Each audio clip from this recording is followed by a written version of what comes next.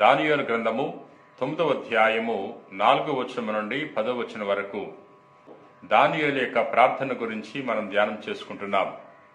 Israel ప్రజలు బాబిలోను దేశములో శిక్ష అనుభవిస్తున్న తరుణములో దానియేలు దేవునికి మొరపెట్టుకుంటున్నాడు. ఇజ్రాయెల్ ప్రజలు పాపం చేశారని దానికి ప్రతిఫలముగా వారు శిక్షను అనుభవిస్తున్నారు, వారి యెడల దయ చూపించమని వేడుకుంటున్నాడు. ప్రియ సహోదరి సహోదరులారా, ప్రభు అయిన దేవ, నీవు మహితాత్ముడవు. నీ ఆజ్ఞలను విధులను అనుసరించట మాని పాపులము దుష్టులమై చెడుగా ప్రవర్తించుచు తిరుగుబాటు చేసిన వారము. దేవుడు ఇజ్రాయెల్ ప్రజలకు అనేక మంది ప్రవక్తల ద్వారా సందేశాలు అందించి ఉన్నాడు. రాజులకు, అధిపతులకు, ప్రజలకు సందేశాన్ని అందించారు.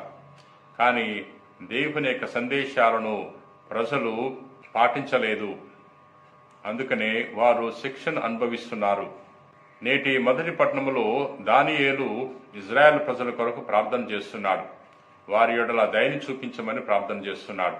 మనము చాలా సందర్భాల్లో దేవుని యొక్క ఆజ్ఞలకు వ్యతిరేకంగా జీవిస్తున్నాం. ప్రియ సహోదరి సహోదరులారా, ఎవరైతే దేవుని యొక్క ఆజ్ఞ ప్రకారంగా జీవిస్తారో అటువంటి వారిని దేవుడు దీవిస్తాడు. ఈరోజు మనము ధ్యానం చేసుకునే సువిశేషము లూకాసు వార్త 6వ అధ్యాయము 36వ వచనం నుండి 38వ వచనం వరకు. నేటి సువార్త ద్వారా యేసు ప్రభు మనకు ఒక గొప్ప సందేశాన్ని ఇస్తున్నాడు. మనము ఇతరుల యెడల దయ, జాలి, ప్రేమ, కరుణ కలిగి జీవించాలన్న విషయాన్ని ప్రభు తెలియచేస్తున్నాడు. ప్రియా మిత్రులారా, మీ తండ్రి వలె మీరును కనికరం గలవారై ఉండు. తండ్రి కనికరం గలవాడు. మన దేవుడు దయ చూపించేవాడు, ప్రేమను చూపించేవాడు. ఆయన యొక్క ప్రేమ అపారమైనది. ఆయన యొక్క ప్రేమ పరిధి లేనిది. ఎందుకంటే దేవుడు తన ప్రియ కుమారుని మన కొరకు ఈ లోకానికి పంపాడు. యోహాను సువార్త 3వ అధ్యాయము 16వ వచనంలో మనం చదువుకుంటున్నాం. దేవుడు లోకమును ఎంతో ప్రేమించి తన ఏకైక కుమారుని ప్రసాదించను.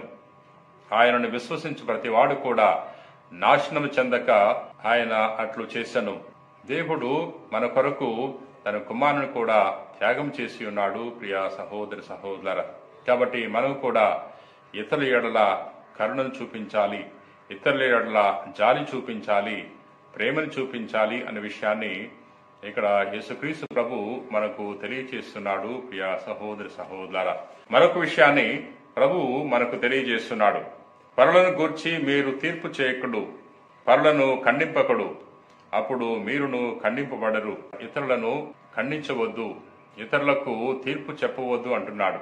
అంటే ఇతరులకు తీర్పు చెప్పేటప్పుడు మనము కనికరముతో తీర్పు చెప్పాలి. వారిని నాశనం చేయటానికి మనము తీర్పు చేయకూడదు. వారిని బాగు చేయటానికి, వారిని రక్షించటానికి తీర్పు చేయాలి. ప్రియ సహోదరి సహోదరులారా, ఇతరుల యెడల మనం కఠినంగా ప్రవర్తిస్తూ ఉంటాం.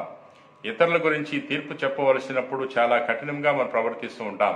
కానీ మన విషయంలో మాత్రం చాలా ఉదార స్వభావంతో తీర్పు చేసుకుంటాం. ప్రియ సహోదరి సహోదరులారా, యేసు ప్రభువు మనకు తెలియజేస్తున్నాడు. లూకాసు వార్త 12వ అధ్యాయము 57వ వచనంలో ఈ విధంగా తెలియజేస్తున్నాడు. మీకు ఏది సముచితమో దానిని మీరు నిర్ణయించుకొనుడు అంటున్నాడు.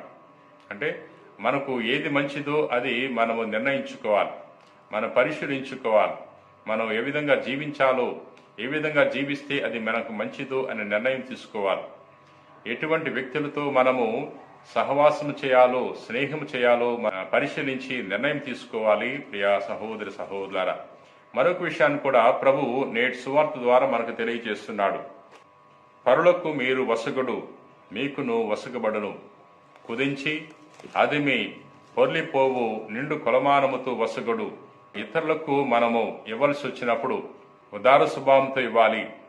ఉదార స్వభావంతో, ప్రేమతో, జాలితో ఇచ్చినప్పుడు మనకు ఎంతో గొప్ప బహుమానం దొరుకుతుంది అనే విషయాన్ని తెలియజేస్తున్నాడు. నీవు ఏ కొలతతో కొలుస్తావో అదే కొలత నీకు కూడా కొలవబడుతుంది అనే విషయాన్ని ప్రభు తెలియజేస్తున్నాడు. కాబట్టి మనము ఎప్పుడు కూడా ఇతరుల యెడల జాలి చూపించినప్పుడు దేవుడు మన యెడల కరుణను చూపిస్తాడనే విషయాన్ని మనము గుర్తుపెట్టుకోవాలి. ప్రియ మిత్రులారా, ప్రార్థన చేసుకుందాం. ప్రేమ కలిగిన ప్రభువా, దయగలిగిన సర్వేశ్వర ప్రభువా, నేను స్తుతిస్తున్నా, మహింపరుస్తున్నా, గణపరుస్తున్నా. ఓ గొప్ప దేవుడా, దానియేలు ప్రవక్త ఇజ్రాయెల్ ప్రజల కొరకు ప్రార్థన చేశాడు. మేము కూడా ఇతరుల కొరకు, ఇతరుల అవసరాల కొరకు ప్రార్థన చేసే గొప్ప మనసును మాకు దయచేయండి. నేటి సువార్త ద్వారా నీ కుమారుడు మా యేసుక్రీస్తు ప్రభు కనికరం కలిగి జీవించమంటున్నాడు. ప్రభువా, మాకు దయను, జాలిని, ప్రేమను దయచేయండి. ఇతరుల యెడల కనికరం కలిగి జీవించటానికి మాకు గొప్ప మనస్సును ప్రసాదించండి. ప్రభు, ఈ రోజున ఈ వాక్యాన్ని ఆలకిస్తున్న ప్రతి వారిని కూడా నీకు సమర్పిస్తున్నాం. మా అందరి హృదయాల్లో అనేక కోరికలున్నాయి, అనేక విన్నపాలున్నాయి. అన్నిటిని కూడా నీ పాదాల చెంత ఉంచుతున్నాం. నిశ్చితమైతే వాటన్నిటిని కూడా దయతో మన్నించండి. ప్రభువా, ప్రార్థన చేస్తున్న వారిలో ఎవరైతే శాంతి లేక, సమాధానం లేక, ఆరోగ్యం లేక ప్రార్థన చేస్తున్నారో అటువంటి వారందరూ కూడా నీ స్వస్థతను ప్రసాదించమని మా నాథుడైన క్రీస్తు ద్వారా మనవి చేయుచున్నాం తండ్రి. ఆమెన్.